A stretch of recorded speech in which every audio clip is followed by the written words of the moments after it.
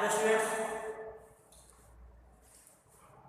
इस वीडियो में हम लोग वही socialism and Russian revolution class 9 history second chapter का थर्ड पार्ट पढ़ने वाले हैं। थर्ड पार्ट आपकी बुक में भी थर्ड पार्ट के रूप में दिया हुआ है। हो सकता है कि इस वीडियो में आगे हम फोर्थ पार्ट में भी पढ़ लें, संभावना है तो, अगर वीडियो को मेंटेन नहीं कर पाए तो। चलिए शुरू करते हैं हम लोग। 1917 में आपको पता है कि रशियन रिवॉल्यूशन हुआ था, तो 1917 में विंटर का समय था और उस समय जो कैपिटल था रशिया का, कैपिटल क्या था? पेट्रोग्रेड। उस समय रशिया का कैपिटल क्या था? पेट्रोग्रेड। 1917 का समय था, ठीक ना। उस समय पेट्रोग्रेड की स्थिति बहुत खराब थी, ठीक ना। और वहां पर जितने भी लोग थे ऐसा लग रहा था कि बिल्कुल बटे हुए हैं। उनका और राजा से संबंध कुछ है ही नहीं, लोग बिल्कुल बटे हुए हैं। उनके जो कंडीशंस थे वो बहुत खराब था। मैंने पहले ही बता दिया कि कोई रिवोल्यूशन क्यों होता है, तो जब उस देश के किसी भी देश में रिवोल्यूशन क्यों होता है, जब उस देश के लोगों का कंडीशन खराब होता है, जब लोग परेशान होते हैं। क्योंकि देश का मतलब क्या होता है? सिटीजन्स ही एक देश के निर्माण करता होते हैं। अगर सिटीजन्स के साथ ही कोई प्रॉब्लम हो, किसी भी तरह की प्रॉब्लम, तो निश्चित रूप से उस देश में रिवोल्यूशन होगा, ठीक है ना। तो वहाँ की स्थिति खराब थी और सब लोग बटे हुए थे। वर्करों का जो क्वार्टर्स था और फैक्ट्री था, यहाँ समझना है इसको, वहाँ एक रिवर नेवा थी, नेवा नदी थी वहाँ पर, और नेवा नदी के राइट बैंक पर, दाहिने किनारे पर, नेवा नदी के दाहिने तरफ फैक्ट्रियाँ थी। फैक्ट्रियों को सेटअप किया गया था और वर्करों का क्वार्टर्स था, ठीक है ना। और लेफ्ट बैंक पर बाएं साइड में उसके जो बाया बैंक था, किनारा था, वहाँ पर फैशनेबल एरिया जहाँ पर बड़े बड़े लोग थे, फैशनेबल लोग रहते थे, ठीक है ना। विंटर पैलेस था। विंटर पैलेस मैंने पहले भी जिक्र किया इसके बारे में। एक ऐसा जगह था जिसमें ड्यूमा की बैठक यानी पार्लियामेंट का बैठक होता था, जहाँ पर बड़े बड़े लोग, मिनिस्टर्स या राजा महाराजा रहते थे, ठीक है ना। ऑफिशियल बिल्डिंग्स थे, तो ये सारी चीजें वही बनी, है ना। तो 1917 में फरवरी का समय था, वहाँ पर उसमें फूड शॉर्टेज हो गई, भोजन की कमी थी। वर्ल्ड वार के बाद की बात है ना। ये वर्ल्ड वार जब चल रहा था, 1914 में शुरू हुआ था, 1918 में खत्म हुआ, ये 1917 की बात हो रही थी। तो 1917 में वर्ल्ड वार चल रहा था उस समय, तो इतना ज़्यादा युद्ध में रिसोर्सेज खत्म हुए उस देश का, रशिया का, कि वहाँ के जो लोग थे वो बिल्कुल परेशान हो गए, ठीक है ना। कंपनियाँ भी बंद होने लगी। मैंने पहले बता दिया था आप लोगों को, ताकि समझने में आसानी हो जाए। तो फूड शॉर्टेजेस हो गए, वर्कर्स का जो क्वार्टर्स था वहाँ पर बहुत ज़्यादा प्रॉब्लम्स होने लगे, ठीक है ना। उधर ठंडी की वजह से एक्सट्रीमली कोल्ड भी हो गया, प्रकृति ने भी अपना कहर बरसाना शुरू कर दिया, जिसकी वजह से बर्फ गिरने की वजह से लोगों की समस्याएं होने लगी, बच्चा खुचा जो अनाज था वो भी खत्म होने लगा। तो इस तरह से समस्याएं बढ़ने लगी। और जो जार की जो समस्या थी, बार बार अपने ड्यूमा यानी पार्लियामेंट को भंग करने का, जब भी कोई पार्टी या लोग अपने कल्याण के लिए डिमांड करते थे, तो वो पार्लियामेंट को भंग कर देता था, इससे लोग और परेशान होते थे।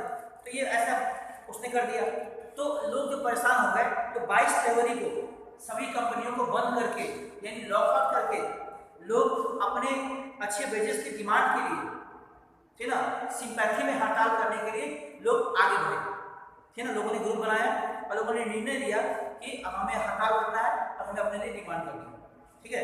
इसमें औरतें भी शामिल थी, कंपनियों में काम करने वाले औरतें भी शामिल थी, और औरतों ने भी पुरुषों का साथ देते हुए हड़ताल जो भी स्ट्राइक्स थे उसमें शामिल हुए, और इस दिन को इंटरनेशनल वुमेन्स डे के रूप में जाना गया, ठीक है।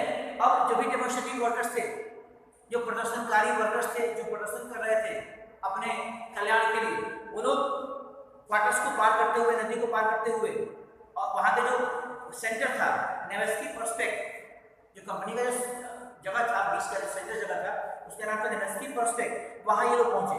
वहाँ पहुँचने के बाद से उन्होंने ऑफिशियल बिल्डिंग को चारों तरफ से घेर दिया, क्योंकि उनका उद्देश्य कोई लड़ाई झगड़ा करने का नहीं था। ये आपको समझना कि जो भी वर्कर्स अपने कंपनियों को बंद करके जो फैशनेबल बिल्डिंग की तरफ, जो लेफ्ट साइड में नेवानी की लेफ्ट साइड में गए थे, जहाँ फैशनेबल बिल्डिंग था, जहाँ पर विंटर पैलेस था, तो जो वहाँ गए और फैशनेबल बिल्डिंग को घेर लिया, उनका उद्देश्य वहाँ पर मारा मारी या मारपीट करने से नहीं था, उनको अपने सिंपैथी के लिए, अपने लिए कुछ डिमांड करने थे। तो जब राजा ने देखा कि अफसरखानियों ने उनको घेर लिया है, उन्होंने फिर बाहर से सैनिकों को बुलाया, उन पर नजर रखने के लिए कहा। ये देखकर जो लोग थे वो डर गए, जो वर्कर्स थे डर गए और इधर उधर फैल गए, बिखर गए। लेकिन फिर से उन्होंने देखा, दूसरे दिन, अगले दिन 24 या 25 तारीख को फिर से उनको वापस आ गए, ठीक ना। जो वापस आ गए और वापस आने के बाद से फिर राजा ने देखा कि ये लोग फिर वापस आ गए हैं, तो फिर उन्होंने सैनिकों को बुलाया और कहा कि इन पे नजर रखा जाए, ठीक है। अब ये लोग फिर से वापस जब भीड़ के रूप में इकट्ठे होने लगे लोग, और भीड़ के रूप में इकट्ठे होकर इन्होंने डिमांड करना शुरू किया, इन्होंने नारा लगाना शुरू किया, स्लोगन्स लगाना शुरू किया, और स्लोगन के साथ उन्होंने अपने अच्छे जो डिमांड्स थे, स्लोगन्स थे, उसको लोग चिरा के लोगों के सामने रखना शुरू किया। उनका डिमांड्स क्या था? Bread, wages, better working hours, democracy. ये चार जो टॉपिक दिया हुआ है, मतलब ब्रेड का ठंडी की वजह से और वर्ल्ड वार की वजह से उनको ब्रेड नहीं मिल पा रहा था, रोटी नहीं मिल पा रही थी, उनका वेजेस नहीं मिल पा रहा था, कंपनियां बंद चल रही थी। बेटर वर्किंग आवर्स जो भी काम करते थे उसमें वर्किंग आवर्स में खराब था, ठीक ना। डेमोक्रेसी नहीं थी, तो सब लोगों ने, सभी वर्करों ने इस सभी चीज़ों का डिमांड करना शुरू किया। जब गवर्नमेंट ने देखा कि लोग नहीं मान रहे हैं, तो सैनिकों को बुलाया और इन पर गोली चलाने का, उनको ओपन फायर करने का आदेश दे दिया। समझा ना। जब गवर्नमेंट को लगा कि ये वर्कर्स नहीं मानेंगे, तो बाहर से सैनिकों को बुलाया और उन पर गोली चलाने के लिए बोल दिया। लेकिन यहाँ पर समझने वाली बात है कि जो सैनिक थे उन्होंने वर्करों पे गोली चलाने से मना कर दिया। कितना अजीब बात है। जो लोयर थे, जो भी लोग थे, सैनिक थे, उन्होंने वर्करों पे गोली चलाने से मना कर दिया। क्यों मना कर दिया? क्योंकि जो निश्चित रूप से हम लोग सोचते हैं इस बारे में, तो जो सैनिक थे कहीं से न कहीं से किसानों के या वर्करों की फैमिली से बिलोंग करते होंगे, ठीक है ना। उन्होंने मना कर दिया। जब मना कर दिया तो फिर दोनों लोगों की बैठक हुई। अब राजा को लगा कि हमारे पास से कोई नहीं है, तो वो अब चुप हो गया, वो चला गया वहां से। अब हुआ कि देश को चलाने कैसे चलाए, देश को चलाने के लिए कोई ना कोई मुद्दा चाहिए, कोई ना कोई ऐसी परिस्थिति चाहिए, ठीक है ना। फिर जो सैनिक थे, मैंने बताया सैनिक, और जो वर्कर्स थे यानी इंडस्ट्रियलिस्ट यानी वर्कर, दोनों मिलकर, और सैनिक, ये सब लोगों ने मिलकर इकट्ठे हुए। जहाँ पर पहले से विंटर पैलेस में, जहाँ पर ड्यूमा की बैठक होती थी, पार्लियामेंट की बैठक जहाँ पर जाट के अगुवाई में, नेतृत्व में होता था, वहाँ ये लोग बैठे थे। और वहाँ पर उन लोगों ने एक 2 बार उन्होंने राजा को कहा, मतलब जार को कहा कि अपने पावर्स को खत्म कीजिए। तो जो जार डरा हुआ था उसने उनकी बात मान ली और अपनी शक्तियों को उसने खत्म कर दिया, ठीक ना। फिर वहाँ पर अब दोनों ने मिलकर, मिलिट्री शासकों ने मिलकर, जो मिलिट्री लोग थे और जो कंपनी, जो इंडस्ट्रीज थे, उन दोनों ने मिलकर एक प्रोविंशियल गवर्नमेंट बनाया। हाँ समझना, उन दोनों ने मिलकर एक प्रोविंशियल गवर्नमेंट, प्रोविंशियल गवर्नमेंट का निर्माण किया, ठीक है ना। इसलिए जार को खत्म कर दिया गया, जार के पावर खत्म कर दिया गया, और पावर खत्म करने के बाद से रशिया को चलाना था, रशिया में शासन करना था। शासन कौन करेगा? तो उसके लिए मिलिट्री वालों ने मिलकर और इंडस्ट्रियलिस्ट लोगों ने मिलकर एक प्रोविंशियल गवर्नमेंट का निर्माण किया, ठीक है ना। एक क्षेत्रीय गवर्नमेंट का निर्माण किया। प्रोविंशियल क्षेत्र होता है या क्षेत्र से मतलब नहीं है, लेकिन प्रोविंशियल गवर्नमेंट का निर्माण किया, ठीक है ना। अब इस गवर्नमेंट को रशिया के ऊपर शासन चलाना था, ठीक है ना। अब भविष्य किसका आ गया? रशिया का भविष्य जार तो खत्म हो गया। जार के हटने के बाद से जो शासन पद्धति थी वो प्रोविंशियल गवर्नमेंट के अंदर आया, यानी अब एक कॉन्स्टिट्यूशन बनाया जा रहा है। प्रोविंशियल गवर्नमेंट ने एक कॉन्स्टिट्यूशन, एक कॉन्स्टिट्यूएंट असेंबली का निर्माण किया, इसके माध्यम से एक संविधान लिखा जाएगा और रशिया पर शासन किया जाएगा, ठीक है बच्चों। इतना समझ में आ गया होगा आपको। ये था 1917 का अपना। इसमें 1917 में मोनार्चिज्म को खत्म कर दिया गया और प्रोविंशियल गवर्नमेंट को शुरू कर दिया। अब जो दूसरा टॉपिक है 3.1, वो है आफ्टर फेब्रुअरी। थोड़ा सा अभी इसमें ट्विस्ट है, ये कहानी अगर माने तो कहानी में बहुत ज्यादा ट्विस्ट है, ठीक ना। आफ्टर फेब्रुअरी क्या हुआ? अभी हम लोगों ने क्या देखा? प्रोविंशियल गवर्नमेंट का निर्माण हो गया। चलो वहां पर इसको स्टार्ट करो। फेब्रुअरी के बाद अब इसमें क्या बताया है? जो प्रोविंशियल गवर्नमेंट थी प्रोविंशियल गवर्नमेंट अभी हमने पढ़ा है, उस पे लैंड ओनर्स, आर्मी ऑफिसर्स और इंडस्ट्रियलिस्ट का विशेष असर था।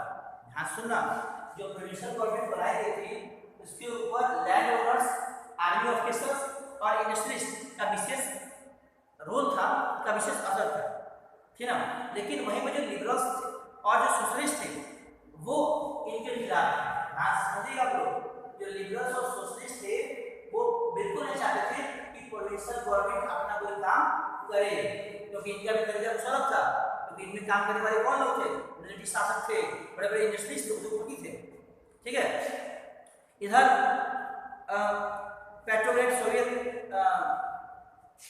इन लोगों ने पब्लिक मीटिंग करना बंद कर दिया, बहुत सा मतलब इन्होंने भी सिस्टम बनाना शुरू कर दिया।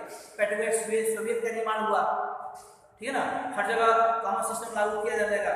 और इधर जो बाल्शेविक थे, इसी में पॉइंट में है, जो बाल्शेविक के लीडर थे, हमने पढ़ा बाल्शेविक पार्टी बनाई गई थी, जो बाल्शेविक लीडर थे व्लादिमीर लेनिन, उनको पहले ही देश से बाहर निकाल दिया गया, ठीक ना। ध्यान समझना, व्लादिमीर लेनिन को देश से बाहर निकाल दिया गया था, उन्होंने रिवॉल्यूशन किया था तो जाने को बाहर निकाल दिया था। लेकिन जैसे ही प्रोविंशियल गवर्नमेंट का शासन हुआ वैसे उनको फिर वापस आने का मौका मिल गया, समझ आ गया। जब वापस वो आए तो व्लादिमीर लेनिन ने 1917 अप्रैल में वापस आए, ठीक ना। आने के बाद से उन्होंने देखा कि 1914 में जो वार हुआ है वो अच्छा नहीं हुआ है, उन्होंने उसको अपोज किया, ठीक ना, अपोज किया। उसके बाद से लेनिन ने 3 डिमांड्स रखी। लेनिन आते आते उन्होंने 3 डिमांड रखा।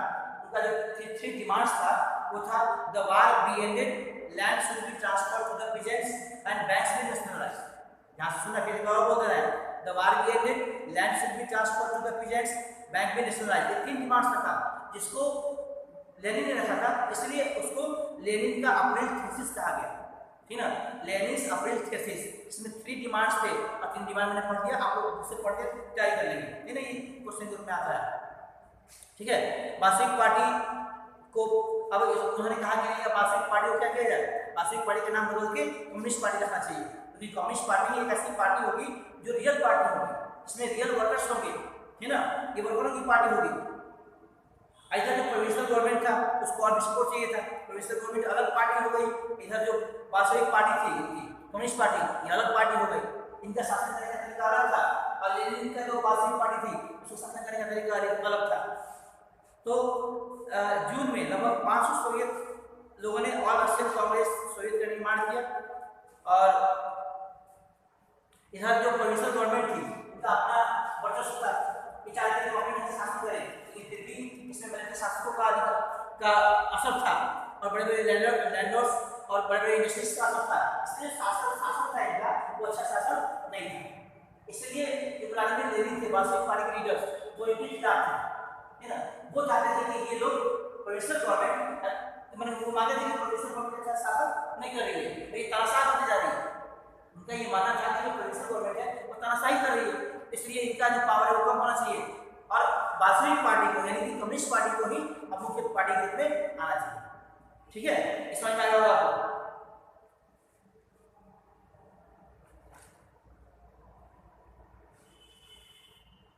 तो 1917 में बहुत से बाल्शेविक पार्टियों को चूंकि शासन तो प्रोविंशियल गवर्नमेंट था, बाल्शेविक पार्टी ने बहुत से प्रयास किया कि वो आगे निकले, लेकिन इन लोगों ने उनको दबा दिया, ठीक ना, प्रोविंशियल गवर्नमेंट ने बाल्शेविक लोगों को दबा दिया। इधर सोशलिस्ट रेवोल्यूशनरी पार्टी सब लोगों ने मिलकर एक साथ रिवॉल्यूशन करना शुरू किया, और फिर अब है 3.2 द रिवॉल्यूशन ऑफ अक्टूबर। अक्टूबर का जो रिवॉल्यूशन था उसको रिवॉल्यूशन ऑफ अक्टूबर कहा गया, 1917 में हुआ। इसमें क्या हुआ देखो, इसमें ये बताया गया है कि प्रोविंशियल गवर्नमेंट और बाल्शेविक गवर्नमेंट, प्रोविंशियल पार्टी जो प्रोविंशियल गवर्नमेंट थी और जो बाल्शेविक पार्टी थी लेनिन का, इन दोनों के बीच आपस में बनती नहीं थी, तो इन दोनों के बीच तनातनी शुरू हो गया, कॉन्फ्लिक्ट शुरू हो गया, ठीक ना। लेनिन को ये लगने लगा कि जो बाल्शेविक पार्टी है वो अच्छी नहीं है, अब वो तानाशाही का रूप ले रही है, वो अब रिप्रेशन का काम शुरू कर रही है, देश को अच्छे से नहीं चलाएगी, ठीक है ना। तो इसलिए बाल्शेविक लोगों ने आर्मी, सोवियत और फैक्ट्रीज लोगों ने मिलकर, मतलब सबका एक साथ मिल गए और सब लोगों ने प्रोविंशियल गवर्नमेंट के खिलाफ आवाज उठाना शुरू कर दी। 16 अक्टूबर 1917 को लेनिन ने पेट्रोग्रेड सोवियत और बाल्शेविक पार्टी को एक साथ जोड़ लिया। उसके बाद से military revolutionary community Lenin Tolstoy जो समय के वहाँ लीडर थे, उनके अंतर्गत एक पार्टी बनाई गई, एक समझौता किया गया। 24 अक्टूबर को युद्ध करना था। अब दोनों में युद्ध होने वाला था, क्या प्रोविंशियल गवर्नमेंट और बाल्शेविक गवर्नमेंट। बाल्शेविक गवर्नमेंट के साथ ही बहुत से लोग मिल गए थे, क्योंकि बाल्शेविक गवर्नमेंट में अच्छी गवर्नमेंट थी लेनिन का, तो उसके साथ ही बहुत से लोग मिल गए। अब दोनों में तनातनी शुरू हो गई, कॉन्फ्लिक्ट शुरू हो गया। इसलिए बाल्शेविक गवर्नमेंट ने निर्णय लिया कि क्यों ना हम इनके खिलाफ लड़ाई करना शुरू कर दें, ठीक है ना। तो 24 अक्टूबर इसमें दिया हुआ है, 24 अक्टूबर को अपराइजिंग शुरू करने वाला था, लेकिन अभी भी इसको सीक्रेट रखा गया, ठीक है ना। उस समय जब प्रधानमंत्री थे केरेंस्की, उन्होंने शहर छोड़ दिया, जाकर सैनिकों को बुला लाया, मिलिट्री, ऐसे दोनों में लड़ाई शुरू हो गई, दोनों में लड़ाई शुरू हो गई। मैं ऐसे इसका सभी बता रहा हूँ आप लोगों को। जब दोनों तरफ लड़ाई शुरू हो गई, फिर जब लड़ाई का नतीजा क्या निकला, जो मिनिस्टर्स थे, बाल्शेविक पार्टी जो थी शुरू से अच्छी पार्टी थी और लोगों ने इसको सपोर्ट भी किया था, इसलिए प्रोविंशियल गवर्नमेंट को वहां हारना पड़ा। और लास्ट में जब लड़ाई चल रही थी उस समय सभी कमेटी के लोगों ने, मतलब बाल्शेविक कमेटी के लोगों ने पूरे जगहों पर मास्को को दे दिया, मास्को पे अपना अधिकार जमा लिया, सेंट पीटर्सबर्ग पे अपना जमा लिया, अपना अधिकार जमा लिया, और धीरे धीरे करते करते रशिया के कुछ पार्ट्स को बाल्शेविक पार्टी ने अपने अंडर में ले लिया, यानी वहां पर प्रोविंशियल गवर्नमेंट को हारना पड़ा, ठीक है। अब मिनिस्टर लोगों ने सरेंडर कर दिया। इसमें सिर्फ अरोरा का भी नाम दिया गया, अरोरा को भी भेजा गया था लड़ाई करने के लिए, ठीक है ना। अब इसमें जो भी मास्को पेट्रोग्रेड था कैपिटल, इसको बाल्शेविक लोगों ने अपने अंडर में ले लिया। समझ आ गया आपको। अब उसी का एक पार्ट है, जो नेक्स्ट पार्ट है वो मतलब फोर्थ, मैंने बता दिया ये तो थर्ड पार्ट हो गया। ये पार्ट फोर्थ का भी पार्ट है, इसमें what change after October, what change after, ठीक है ना, आफ्टर अक्टूबर, इसको भी पढ़ना था। तो इसमें क्या हुआ, बहुत से बदलाव आए। बाल्शेविक ने पार्टी ज्वाइन कर लिया तो बहुत से बदलाव आए थे इसमें, ठीक है ना। अब बाल्शेविक वाले जो पूर्ण रूप से प्राइवेट प्रॉपर्टी के खिलाफ थे, उसके बाद से उसमें बैंक्स को नेशनलाइज कर दिया गया 1917 में। गवर्नमेंट ने पूरा मैनेजमेंट अपने हाथ में ले लिया, लैंड्स को सामाजिक लैंड्स घोषित करके सभी को आदेश दे दिया गया कि सभी लोग जमीनों को ले लें, अब उस पर अपना खेती बाड़ी शुरू कर दें, ठीक है ना। बाल्शेविक ने जो भी घर के फैमिलीज थे उनको उनकी आवश्यकता के अनुसार डिवाइड कर दिया, ठीक है, ताकि कोई प्रॉब्लम न हो। ऐसे बाल्शेविक पार्टी का नाम बदल के communist party, Russian communist party का नाम दे दिया गया, ठीक है बच्चों। इसमें नया हेड चुना गया, नए कपड़े चुने गए, देश के नाम पर सब कुछ हो रहा था, ठीक है।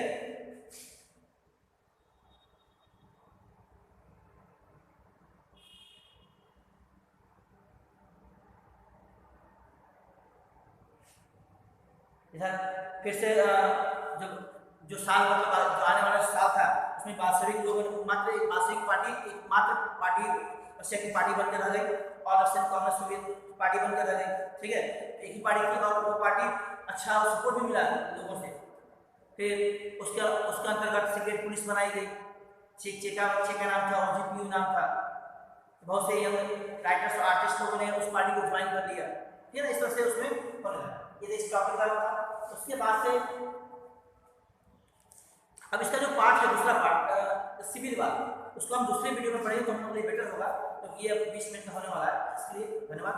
Next video